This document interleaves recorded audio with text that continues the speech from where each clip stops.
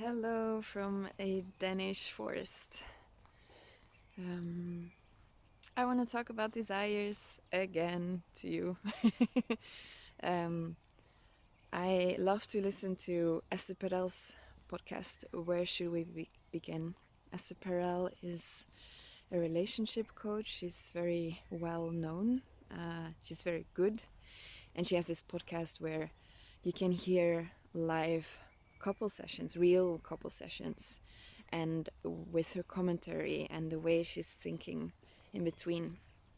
It's super interesting. And one of the last episodes that I listened to, there was a mentioning of a woman having trouble experiencing her own sexuality in a pleasurable way.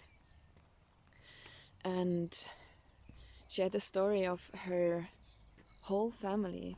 Every female of her family had been, she came from another culture, had been in this ritual of when they transitioned to becoming a woman, of being their clitoris cut off.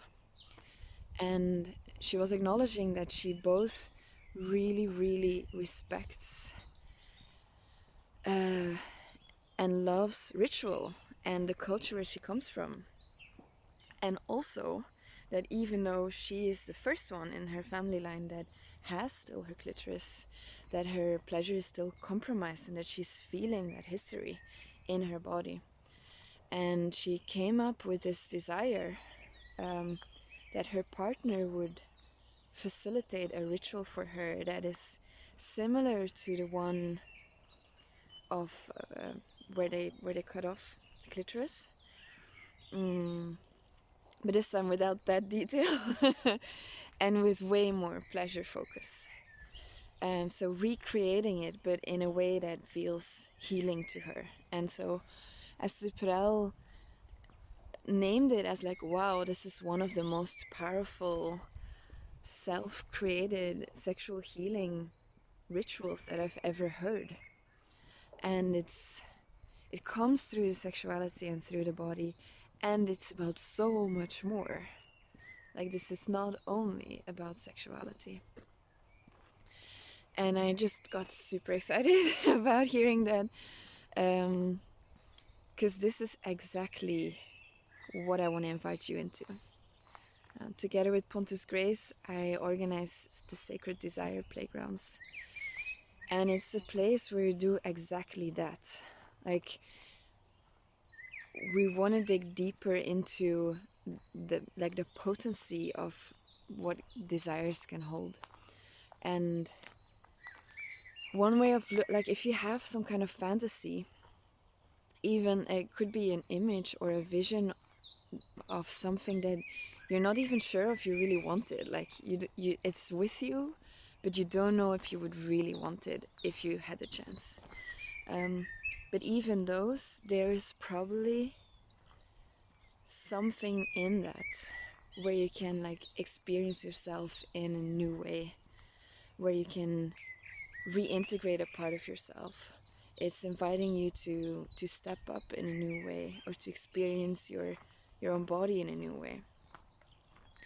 And it might be tied to trauma or patterns, or there might be some shame there or some guilt there, and the desire comes because your unconscious wants you to reintegrate this. So often there's a lot of healing potential in actually looking at, well, what images are coming up, and it's healing through pleasure and through fun.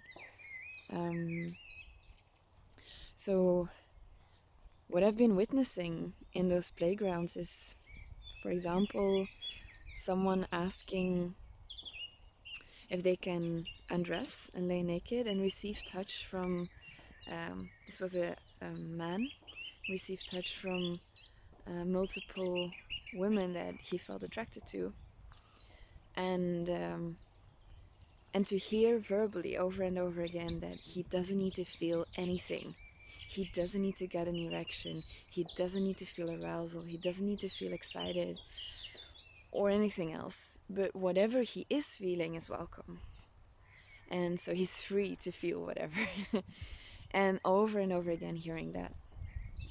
Um, Another desire was someone still feeling the remnants of war inside of her, and feeling the internal war often in their head, and asking to recreate war in some way and experience it consciously. And for that person, that looked like intense music, not knowing what's happening, chaos, um, being blindfolded, and things happening to her body. But then she also asked for a transition after some minutes where everyone could tell her, like, it's over now. The war is over. You're safe. You're held. And that caused a huge release. And it's it's so interesting how it this is valuable for everyone that's being invited into this desire, and that consented to being in this desire. Like, it's so interesting to step into the role of being the perpetrator, or of being the one that's causing chaos. And I wouldn't choose for that myself, but because it's in service of someone else, it also helps me to explore those parts of me. And there's every time for me personally an insight of, like, wow, like, I didn't expect this. I didn't expect that this would be like this for me.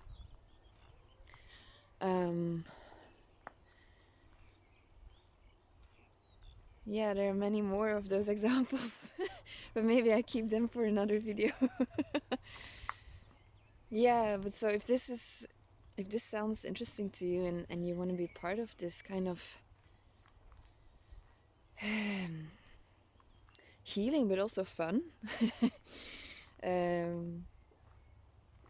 there's also explorations of connecting with the group, and conscious kink and polarity games and stuff like that. We have a weekend, June 16th to 18th, in Sweden. So reach out if you want to be there, and have a beautiful day.